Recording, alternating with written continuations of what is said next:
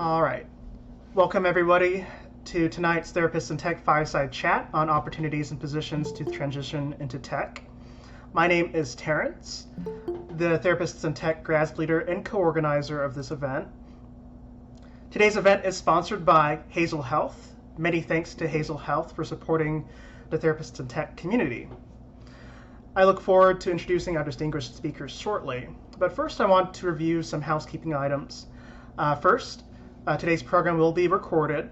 Anyone who speaks during the fireside chat, for example, to verbally ask a question or make a comment, is agreeing to be recorded and is granting permission for the recording to be posted on our website and Slack group.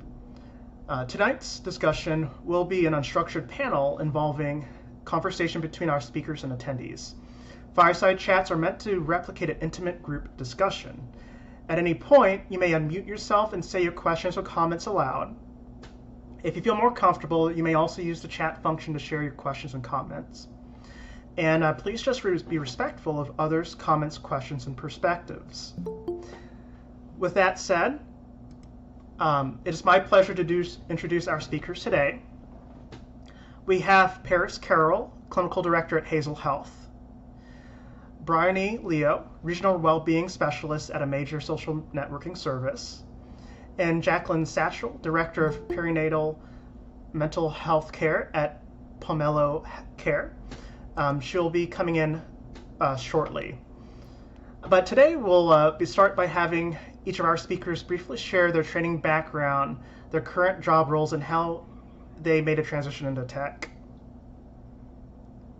And I guess I'll have Paris start for us. Absolutely. Thank you so much. Well, it's a pleasure to be here. Thank you so much for your time, everybody. I'm really excited for the discussion, conversation that we'll have today. So just to give a little background about who I am a licensed mental health counselor. I spent a long time doing face-to-face clinical work, mostly with children, both in schools and community services. I eventually decided to take my licensure certificate for supervision, and I kind of had interest in kind of growing and all of that after being licensed. So I did take on a role related to clinical supervision, and then interestingly enough, through social media, I had an old friend who was looking for somebody to work specifically within to be a clinical supervisor. So this is someone I hadn't spoken to in maybe 15 or 20 years. It's really a testament to good networking. But he was looking for a therapist who had clinical experience with supervision. I reached out, we had a conversation, and it turned out that he had been creating this basically a program where they incorporated applied behavior analysis, which is typically used with children on the spectrum, and combining that with mental health services, and using them in schools with typically developing kids. So it was a really interesting idea, kind of something exciting, brand new, and so I got to start that program there. And eventually, we started with about 30 providers and staff members, kind of working in those schools, and we grew to a national nationwide program where we worked on almost 20 school districts providing these type of services. So I really got in there through a kind of a networking piece where I had a good opportunity to build, and then really worked hard on creating this program and focusing what's the best outcome, and really putting in the time. Quite frankly, I was working way more than I probably wanted to at the time, but that's part of kind of building it up and having an opportunity to grow. I was there about 5 years or so, and that's when I had the opportunity to come over to Hazel. Quite frankly, I really loved my last job, but the idea of working with a sort of tech company really drew to me, right? I think this is where the future is, in my opinion, technology and incorporating mental health and therapy in general. So for me, it was kind of a no-brainer. I want to try something again. I want to build and I want to grow. So I've been lucky enough to be at Hazel since last year and building our mental health program that is specifically working with students in schools through all telehealth. So the entire program itself is through telehealth, mental health, physical health, And it's really an incredible, opportunity to learn more and be innovative. And that's truly what I really love about the opportunity that I have today, being the clinical director over this mental health program, which is very specifically tied into technology. So that's a little bit about kind of how I transitioned from sort of being that therapist who knocked on front doors and went to people's homes and in schools, as well as doing more of that like face-to-face work, to right now, really having the freedom to work in this office in my home because of the amazing technology that we have, and trying to be innovative and creative about how we bring it into therapy, right? And what's the best way, and how do we bring great care through telehealth? So that's sort of a really quick, sort of brief overview of the last several years of experience for me. I'm happy to elaborate more, but I think we have a couple other presenters who might want to share their experience. So I will toss it over to you, Bree. Sure, and I see Jaclyn's just joined us as well, so I'll throw over to you afterwards, Jaclyn. So yes, a bit similar to Paris, I actually started off in organizational psychology, and then realized I wanted to go more the clinical path. So I did counselling psychology. This is back in Australia a long time ago. And then, when I got my registration, I started working in gambling counselling, addictions. I worked in the prison system, got interested in trauma, particularly EMDR and cognitive processing therapy, and then moved into working in the emergency services, which I loved. But around that time, that was probably about 2017, decided that I'd like to try working remotely overseas. So sort of at that time, digital therapeutics wasn't really a big thing, but I was really lucky. Similarly to Paris, through social media, one of my friends was advertising for a job in a startup. So they were looking for a psychologist to assist with alcohol reduction. So they needed some clinical guidance and some health coaching.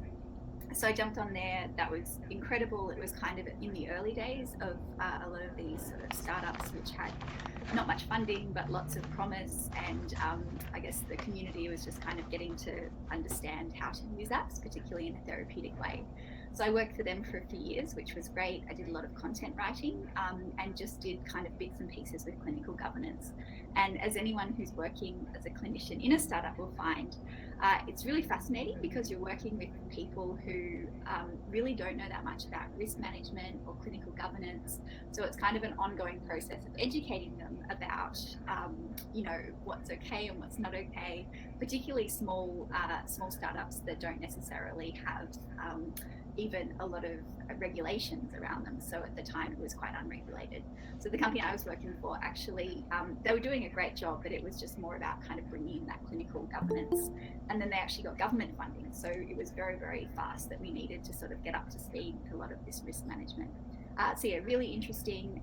It's amazing working with developers and engineers and tech people because they're a completely different breed to us.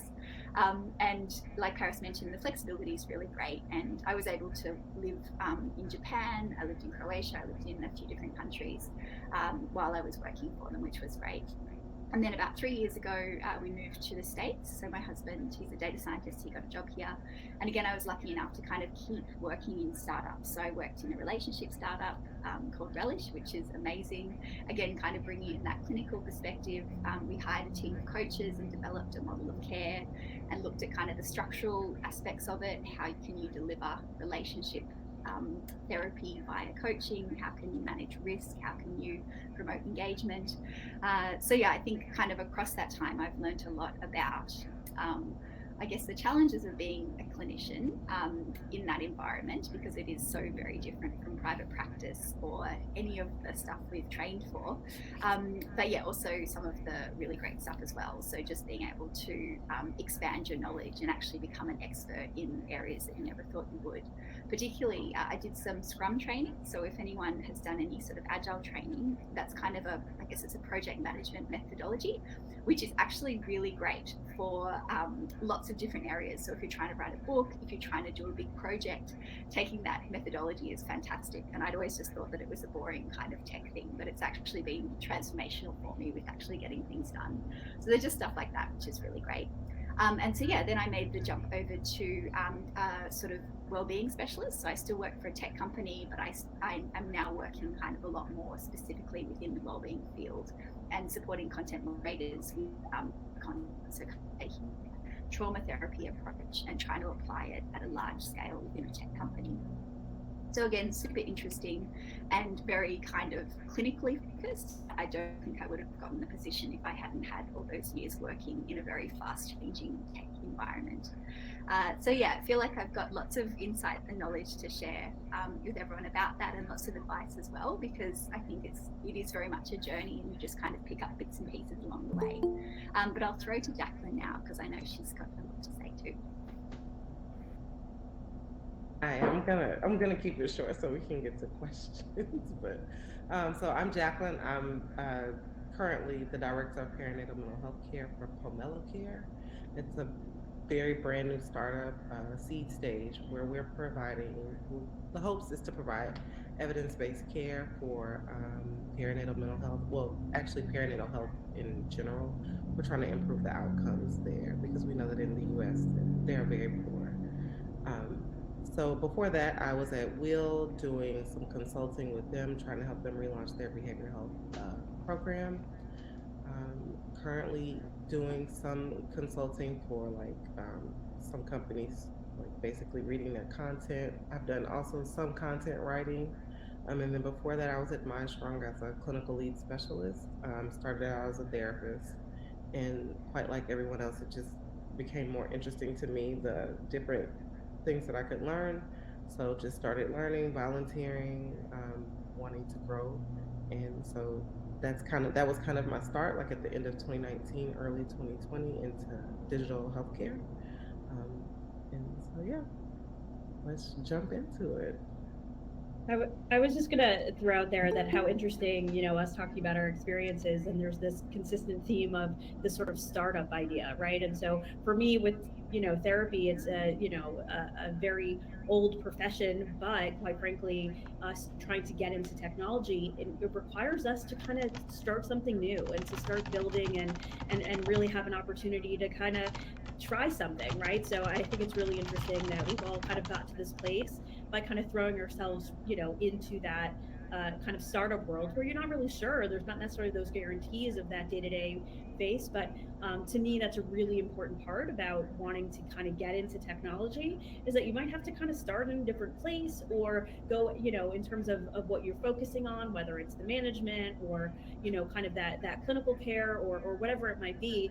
You kind of get a little creative, right, of how we kind of connect it and to kind of build that. So I just thought it was an interesting thing that we all kind of are at that startup level and kind of building it, and really wanting to bring that technology and therapy together. So anyway, I'll go ahead. I think we're open to questions in the chat, or feel free to unmute, I think is. Yes. Yeah, thank you to all speakers. Yeah, please go ahead. So, I know you mentioned that. So it seems like all of you have started with a startup. Do you think it's possible to branch into tech without going the startup route, or is that the easiest way or most effective way in? Yeah, I mean, like I said, I think it's a common theme here for a reason, because it's probably they're not so prominent in terms of having that technology being a big part of it. I find, because we had no choice during the beginning of the pandemic, it kind of shifted us into this, like, get on technology so you can continue to serve students. So I think it's really opened the door for us, and us, I mean therapists trying to work in technology.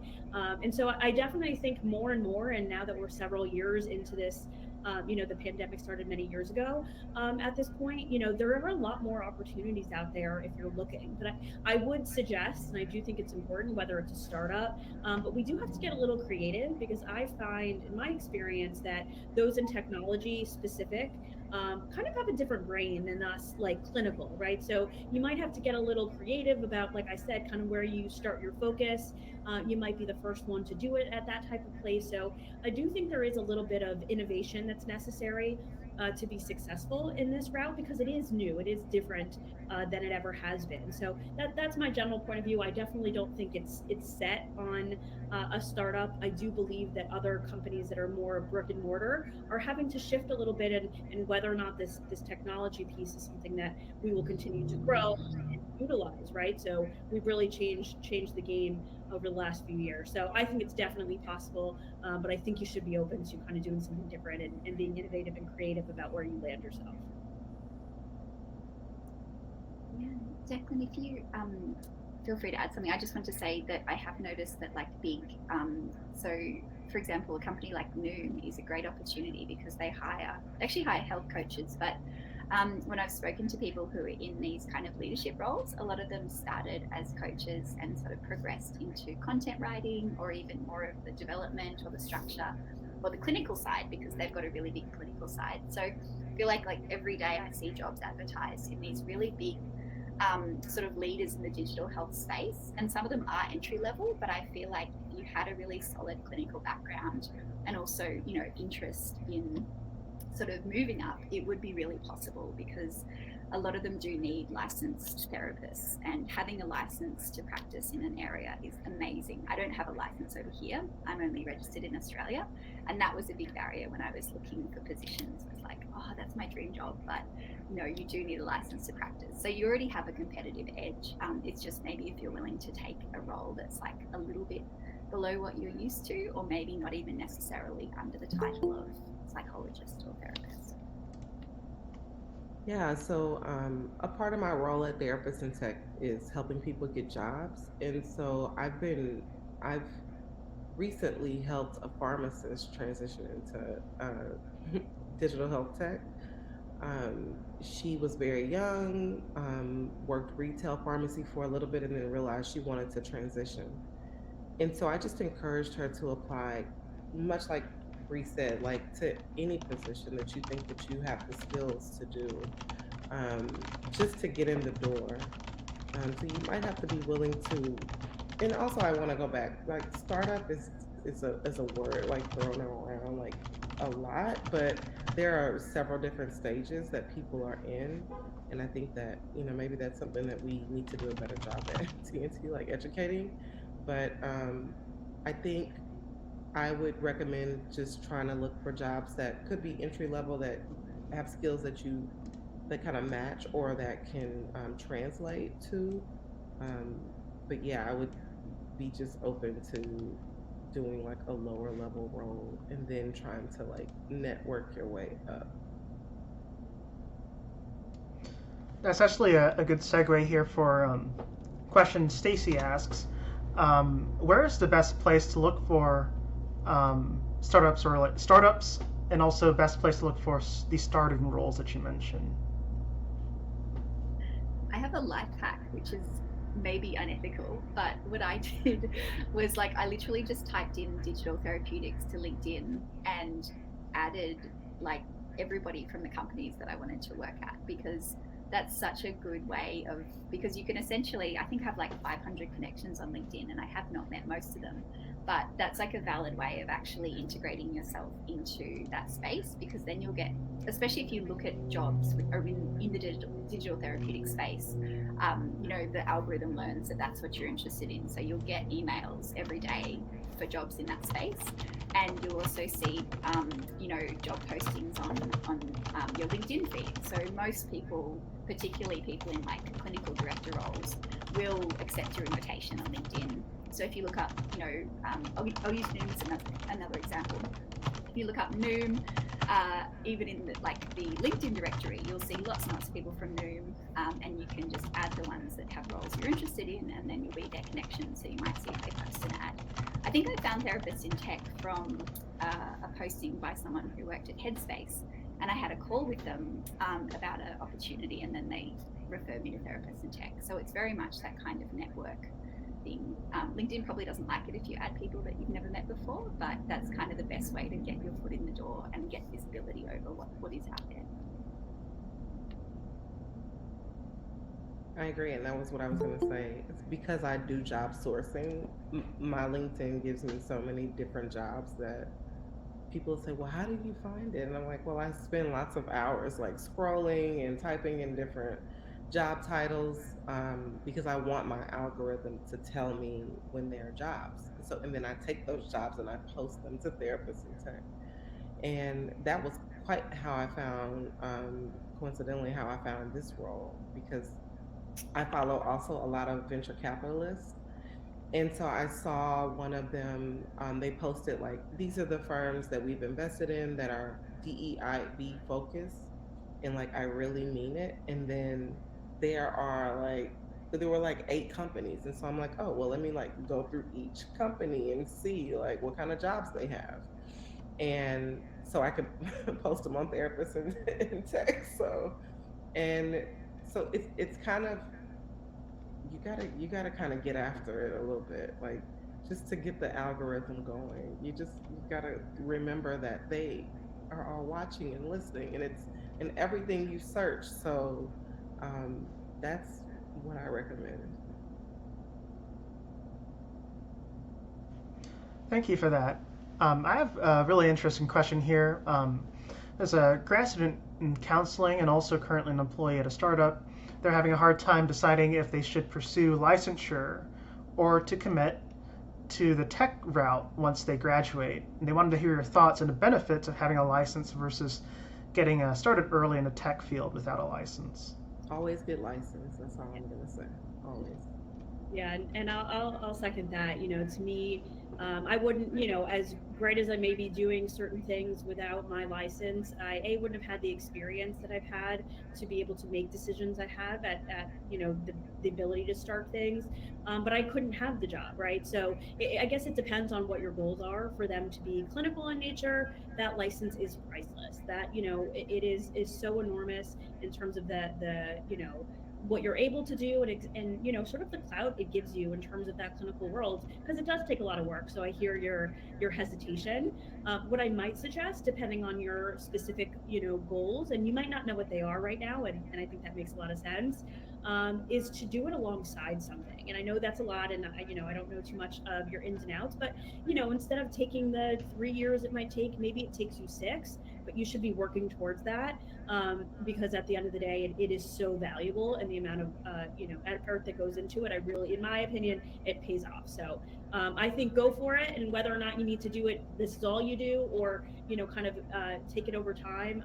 I would highly recommend it. Right, you've done so much of the work already, and to take it to that next level, you know, I think it's invaluable. So that's my personal 2 cents. And I would say, assuming you're just out of grad school, I obviously don't know, you know, how old you are, what your experiences are, but quite frankly, we're kind of always figuring it out. And what you love today might not be what you love tomorrow. And so this just gives you that other opportunity, that other thing to kind of hang on.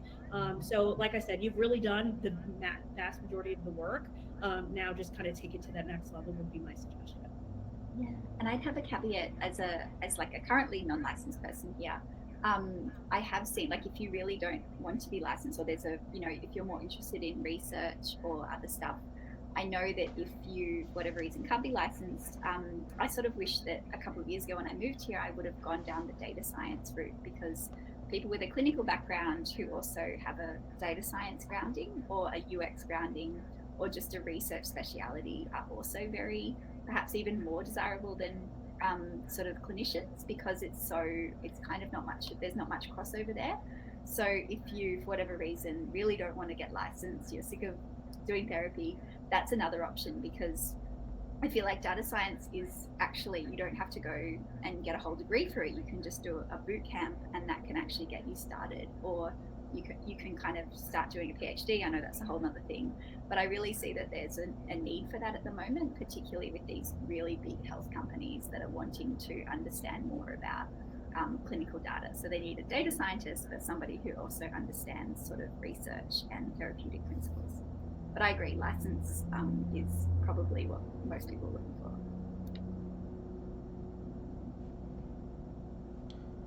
for. Thank you for that. I had a question from Jennifer here.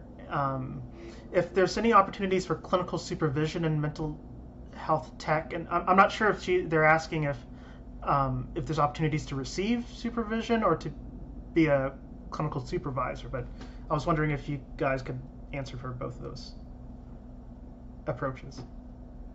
Sure. Yeah, absolutely. Right. I think it sort of depends, right? If your expectation is to get it, I think that there are, sort of changes in the guidelines and what we're able to and not able to do. Again, kind of triggering back to the pandemic, kind of leading us to kind of get on board for the technology piece, right? So, I personally, we have. What we call clinical supervisors on staff, whose jobs are quite frankly a variety of things that include clinical work, but also doing work with managing therapists, both licensed and unlicensed, as well as in my case, we work directly with schools. So they have a lot of district conversations and contact, and that's a really important piece of what they do as well. So I think, just like we were saying before, you kind of get a little creative about it. I sort of invented this role that we call clinical supervisor in my specific case, and sort of modeled it to what we need to, running with the technology that we're in, right, in that face-to-face world. So I definitely think it exists, and I definitely think it's worth looking into. And for me, I did do that.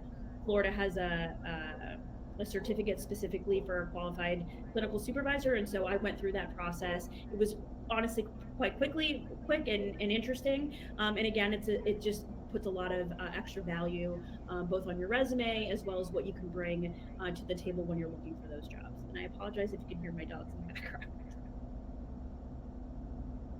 Yeah, at my last 2 startups ago, we had LMSWs that were providing therapy and using that as an opportunity to gain clinical supervision. So if that's what you're asking, those positions are there for. You would typically like search for associate therapist if you are an unlicensed therapist and you're looking for a role where you could possibly get the clinical supervision. I've seen several of those opportunities posted.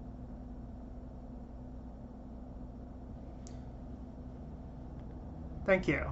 I have a question here that someone's curious about what are the common roles, type of jobs that therapists should look out for?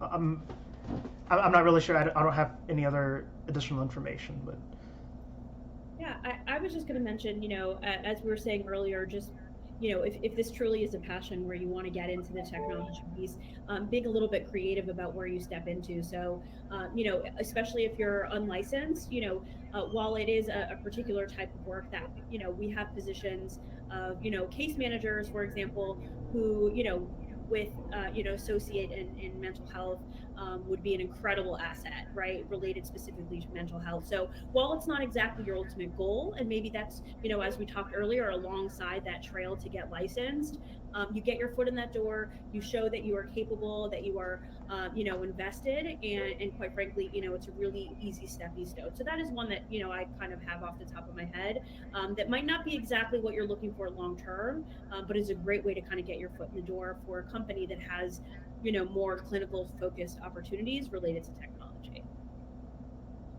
So like clinical operations associate. I would look at DEIB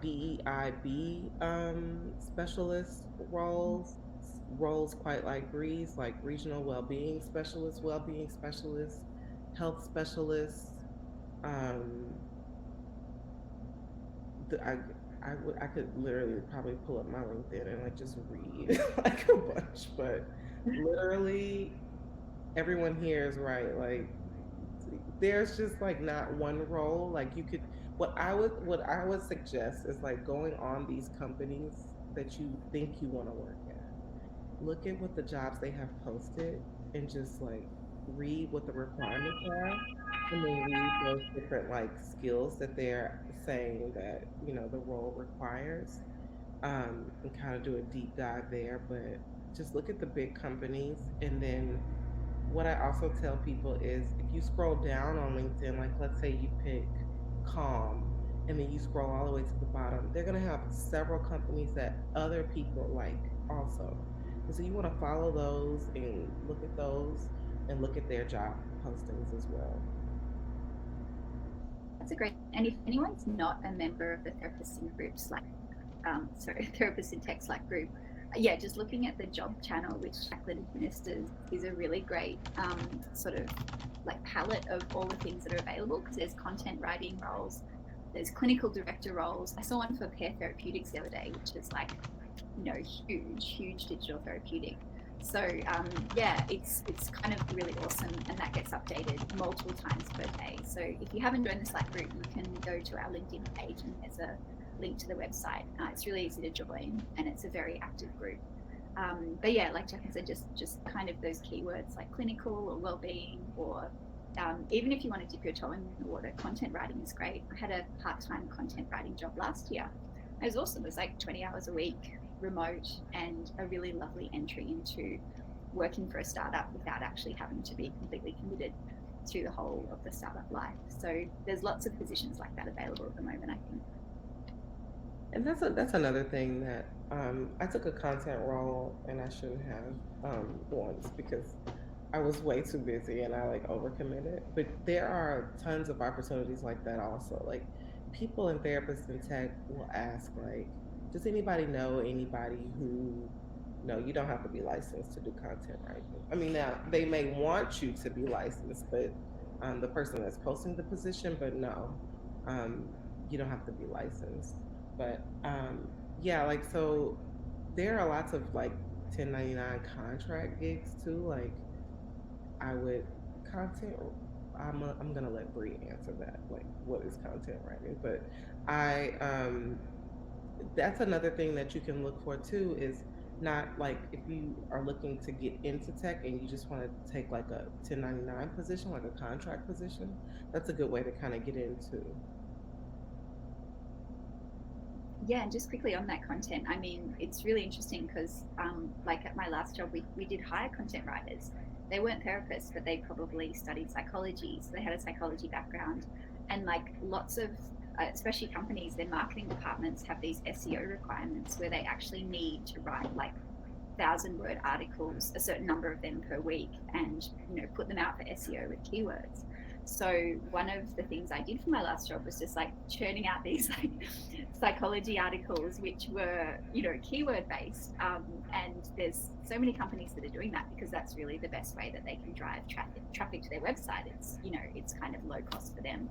So I think that probably a lot of companies are looking for that, because you do need to be able to write and you need to be able to speak confidently to psychological principles. But yeah, it's definitely not a clinical role, and you could do it if you're a grad student, or even if you've had sort of maybe just a small amount of psychological experience. But yeah, a lot of these are really good entry points, because obviously if they're happy with your content writing, you'll probably get more opportunities with the company and more exposure to them too. On that point, someone asked a follow-up, like, do you need to be licensed to be a content writer? No, but I mean, I think probably a lot of the content roles get a lot of applications because of that. You don't need to be licensed, so you're probably more likely to get a role if you can say, like, I'm licensed, or I've worked as a psychologist or a counselor. But really, like, yeah, so clinical work will probably put you ahead of the pack, but also really good quality writing. So I think for me, I had a Medium account, and I could just send that through as evidence of like, hey, I've been writing about this for 3 years, and these are all the topics I've written about. So if you're interested in a certain area, I'd say just start writing now, and then in a year's time, you'll have like 20 articles about your specialty, which you can probably use to get a job. And then I also, someone posted, like, I think this week, about they were looking for, in the Therapist in Tech job channel, someone was looking for somebody to write like scripts. So like, it doesn't necessarily, like, the content could be a number of things. I was doing some contract work for a very, very early stage startup that we were writing prompts for a text-based wellness app for teenagers, or like, there was a young adult app, and they were just looking for people to write content, and they would give you topics, and they say, we only need 4 sentences. Like, okay, like, I can do that. And then you just turn your timesheet in at the end of the month and get paid. Like, there are lots of opportunities like that also. Thank you for that. I'm going to go ahead and move to a different topic here. Someone asked if you had any suggestions for resumes specifically if you're trying to transition out of direct service providing. Um, how important are resumes when you're applying for tech jobs? And are there any like books, websites in which you can learn more about this, or like curating your LinkedIn profile? I would just find somebody on LinkedIn, and if you like their profile, just copy it. Like, just if that's the style you desire, then take from that. Like, nothing is original, really. Like, everything is a thought that we've had once. So I would just see what you like and try to like pull from words, and also take some time and like really think about the skills that you've acquired over the years over all of your jobs, and be very intentional when you're writing like your bio about yourself. Um, that's kind of where I would begin. I would offer, but I am still just over like booked on everything. But I used to do that a lot. But that's what I would suggest. Just looking on LinkedIn, see the people who are highly connected, and they're connected to people that you think that you would like to be connected to, and kind of pull from there. Yeah, and I was just going to add, generally speaking, kind of it doesn't matter clinical or not clinical, but to me, I really think that that resume or CV is really, your first step, first foot in the door kind of thing that I think some people take more seriously than others. And I will be more inclined to be like, oh, I like impressed by somebody who I can tell put thought into it and made effort into it. If I see a typo or grammar, I'm kind of like, oh, like this is your first shot with me, and so I do take those things into account. That may be personal to me, but to me it's like you want to make it the best it is and give that best first impression, because in my opinion at first a lot of that is what you're just stating, right, is when you're kind of doing these steps, and all you get to see is that resume, right? So to me, put the time into it, and I think that that would go a really long way in terms of those next steps. But I would quite frankly say, that's what gets you that interview. And I can speak to us. We do tons of hiring, and so those resumes are that first step. But really, you got to get to that next step, to that interview, right? So that's how you have to think about it, is like, how do I get that official interview? And this is that route. And then kind of really honing in your skills when it comes to interviewing. To me, that's a really important piece of feeling like somebody is authentic and confident and ready for the position that we're trying to hand them to. So I definitely think give that resume time.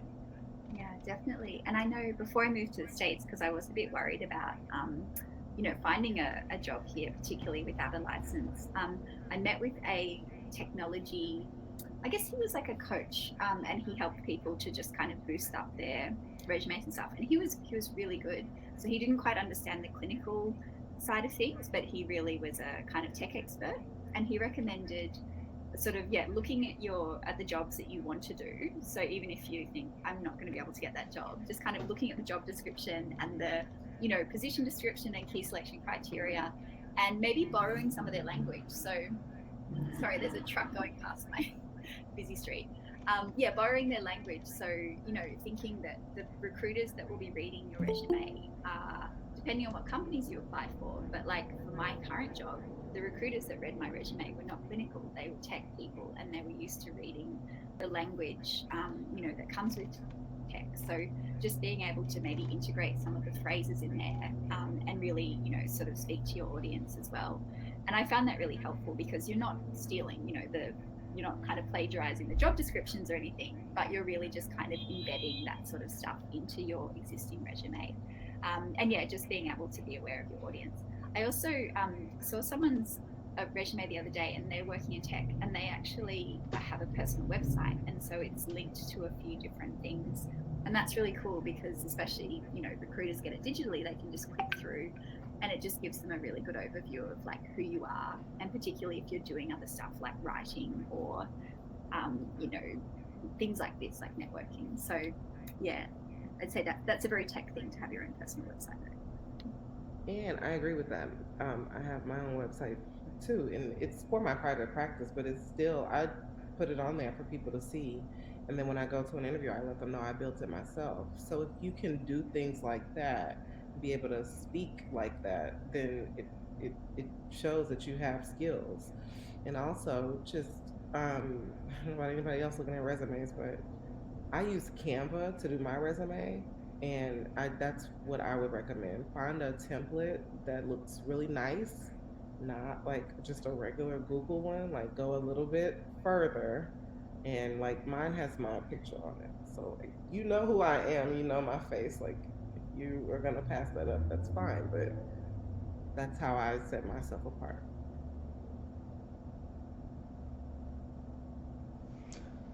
Thank you for that.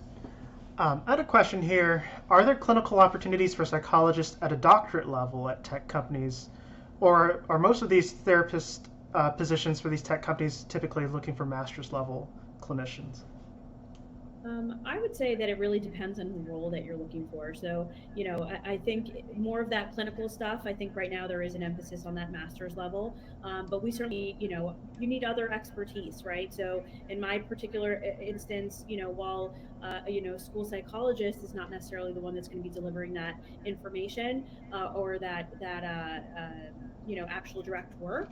It's really valuable to know their experience, their time in schools, and so to me, it just depends on the particular role. So I can speak for me specifically. There is so much value in having those other degrees that really can go a long way. So I absolutely think that there is a lot of opportunities. It just might depend on what type of opportunity within technology you're looking for specifically, whether it's clinical or otherwise. Yeah, I'll just add that, yeah, a lot of the really cool roles I've seen that are, I guess, just you can see there's huge potential for growth. I'd say they would be doctoral or PhD level because there's that research component. So particularly for these digital therapeutics, which they often need to be licensed, or they need to be, like approved by the FDA.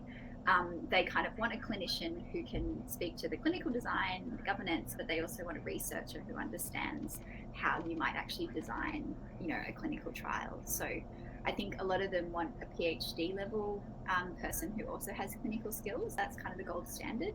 But from what I understand here, a doctorate has that big research component. So I feel like they might not look at a master's level for that, but they would be wanting that sort of thing. But that said, those roles are very kind of specific. But they do seem to be a lot of them. Like I've seen a lot that sort of need that kind of researcher component too. Yeah, I think I posted one. Somebody posted one like today, I think, for a psychologist. So they specify. So there are several roles that just will specifically specify the type of background that they want, and in the job description and the criteria you need to have to meet for that. So, but yeah, I see that all the time.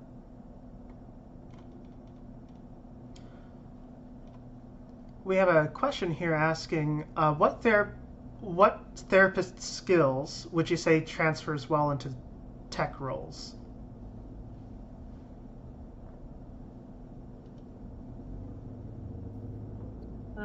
I feel like a bit of a broken record, but for me, it's so much about innovation. I think it really is about being creative and opening, trying to do new things. That a lot of that clinical stuff has been, kind of set. And so to me, that's first and foremost of kind of bringing those worlds together is how does it look? What can we do? How do we do it better? And really being willing to try new things and get creative about where we kind of get ourselves into. So I think that's a really important piece. Willing to kind of be the first and kind of try something different. I think is a super valuable component.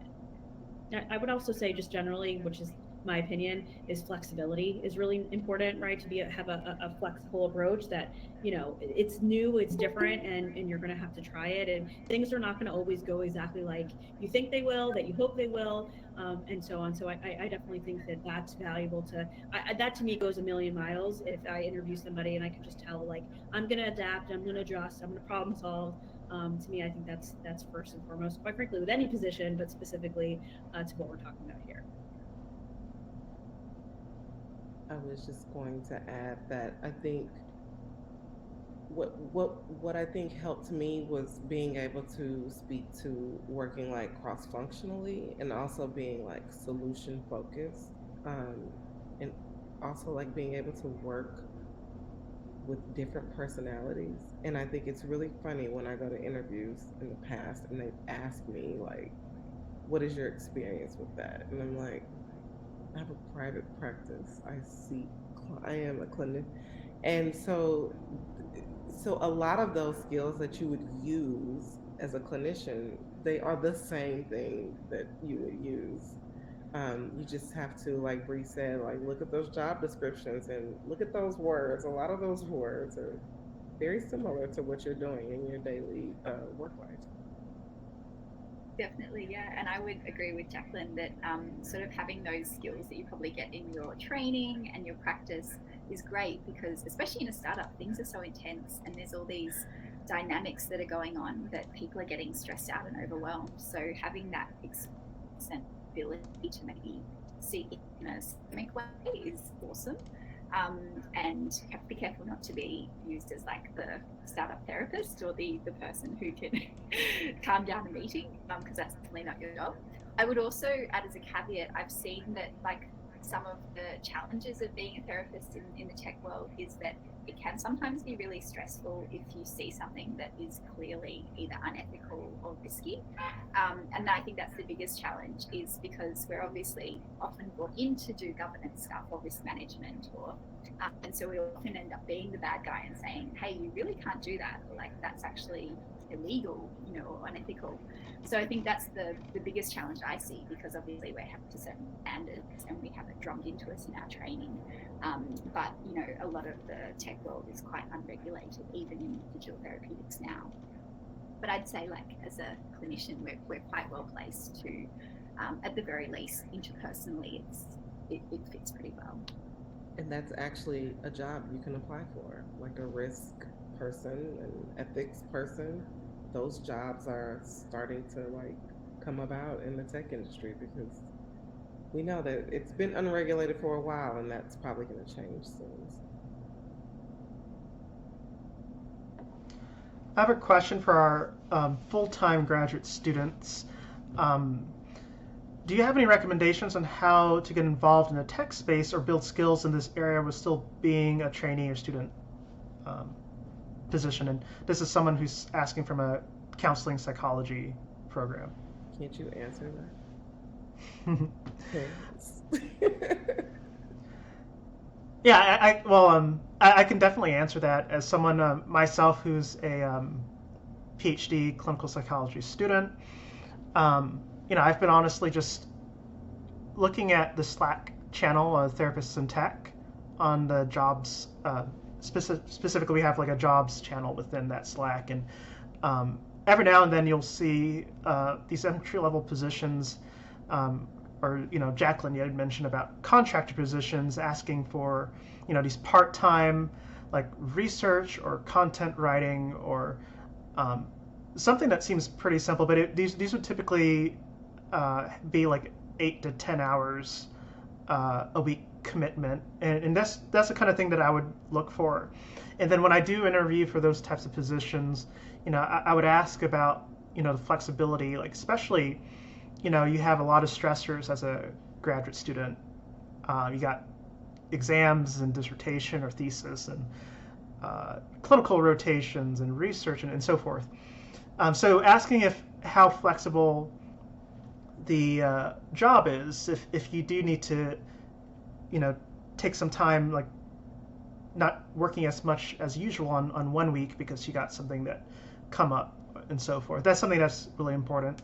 Another thing would be important when interviewing for this kind of positions is also, like how invested they are in terms of your developing with your education and your training versus, like, I wouldn't say this up front to the interviewers, but like I want to make sure that I'm not just being a workhorse, that to make sure that they really care about my own professional development and if they have like a plan in place, but for me to grow professionally. But yeah, I guess that's my little input on that. And I'll add there that I think, your point, that last point there, regarding culture, right? What type of culture are you walking into? I think it really makes such a big difference. And I really do appreciate when I get, people applying and interviewees kind of asking about what's the culture like. To me, it's important, right? That's something, in a leadership position that I take really seriously. And I really do think that that's, a valuable asset to like consider and be aware of those things. But to his point, you don't want to come in right out the gate and sort of be like, I don't really want to work that hard, and I want to spend, we obviously have to be really a good balance of, my work-life balance is important. What's the culture like there? What's that look like? I think is an important conversation to really set yourself up for success. So, especially coming in at a startup, as I mentioned, early on in my career, I worked to the bone, right? And so that's what I was willing to do at that time. And what I, at this point, I don't know that I would. So, there's really about the time of life and what your goals are to make those decisions. But culture is a huge piece of that should be important for you, right? Even if it sounds like the best job or the best company, you gotta make sure that they truly care about you and what you're bringing to the table, and you're not just another cog, as they say. So, I think that's a really important component to keep front and center for you. So whether or not you announce it necessarily during an interview, but to have those culture conversations, I think is really smart for yourself, as well as for on the other side of them knowing it's important to you.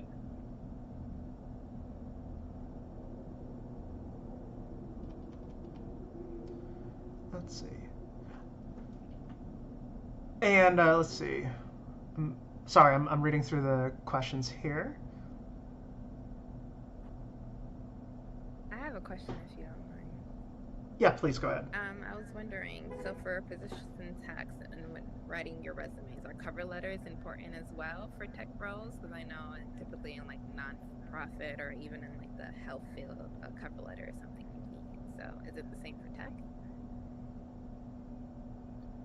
When I've looked, anytime that I've looked at jobs for therapists in tech, like it will actually say like a cover letter is required. I don't think I've ever written a cover letter for any of the jobs or roles that I got, but if it's listed, then I would certainly do it. But that's how I would go about that. Yeah, I think I'm similarly aligned in that if it's there, I'll certainly read it. So if you have things to share that you think kind of will show off your personality or kind of your experience in a better way, then certainly I think that that's a helpful tool. But quite frankly, to me, I wouldn't get somebody extra points for cover letter versus not having one. That's me personally. So I don't know that it's quite as necessary, but of course, if it's required, figure it out, fill it out, and get it done for sure. Yeah, I think it depends on the role as well. I know when I was hiring for coaches, I feel like the cover letter is your chance to really kind of make an impression, particularly if it's like very well written and succinct. But that said, I think we've all had that experience of like putting together a job application and then you go and it's like an online form and there's no place for the cover letter. So you've just wasted all this time. So I think like definitely check and get a vibe about whether the position is requires a cover letter. Because if you have a dynamite resume, that's probably going to speak for itself, especially if you link to your LinkedIn and maybe personal website. And of course, you don't want to be spending hours and hours writing individual cover letters. I just have a template cover letter that I adjust for jobs. But yeah, it definitely depends on the field though. I had another question here. When various role descriptions list a years of experience requirement, would you say clinical trainee experience should count, meaning clinical work done, as rotations during a doctoral program? Yes. I agree. I think that absolutely has value. I mean, of course, sometimes they're going to specify like X years licensed or whatever, but generally speaking, I think that is, very valuable. Those first years in that experience. So I absolutely do believe that counts and should be counted. Right? You worked hard for it. It has value. It makes you the person and employee that you are today. So I think that's a really important to consider for sure.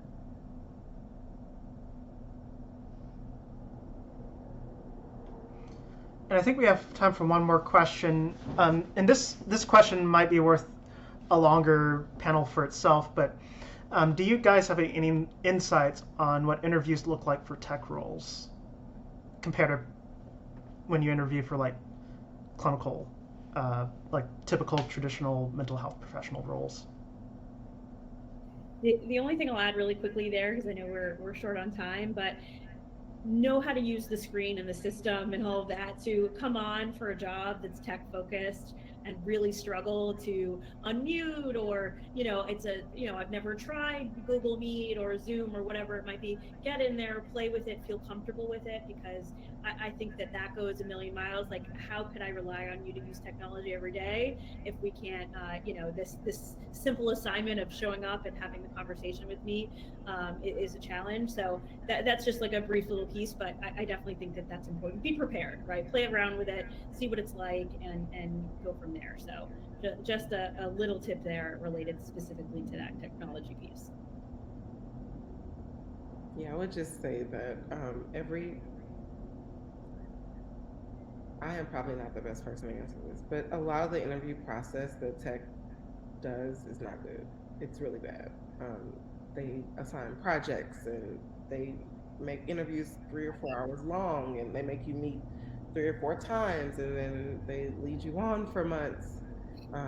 But that's not every situation, but I've heard that over and over and over again.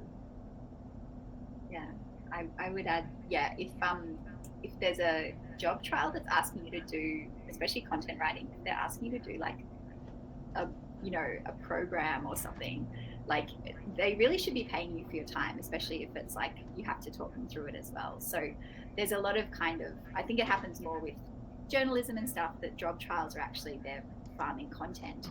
So obviously if it feels like a legitimate part of the job application, go for it, but there is that possibility of exploitation. I'd also say that, so for all the big tech jobs I've applied for, there's been like 7 interviews. So they really do want to step you through, and you interview with like product, who would be like the more technical people. You interview obviously with your team. So it's kind of like a recruiter screen, and they don't always step you through. So they don't always tell you there'll be 7 or 8 interviews. They just kind of expect you to sort of know that. So yeah, I would just be prepared for that it could actually be quite a long process, and you don't really know who you're up against either. So that surprised me when I started doing that. That's across the tech industry though. That's for everybody who would work at somewhere like Google or Facebook, that they really do sort of put you through, and it's like a pass fail. And a lot of it is, some of the interviews are actually practical sessions, so they might be 3 hours long, and the shorter ones would really just be sort of figuring out if you fit within the company. But it can be quite disheartening if you put in the equivalent of like a day's full work with the interview process and you get a no. But it is a very strong learning experience, I'd say. But yeah, that surprised me when I started. All right. Well, I'd like to thank all our speakers again for coming today, Paris Carroll, Briony Leo, and Jaclyn Satchel. Thank you again for our sponsor for today's event, Hazel Health. I posted for our next Fireside Chat is March 10th, so please click on the link in the chat, or you can go to therapistintech.com, and you can look on the event page where you see our next event. Thank you again, everyone, and you have a great day. Thank you so much. It was a pleasure. Yeah. Bye-bye. Bye. Bye-bye.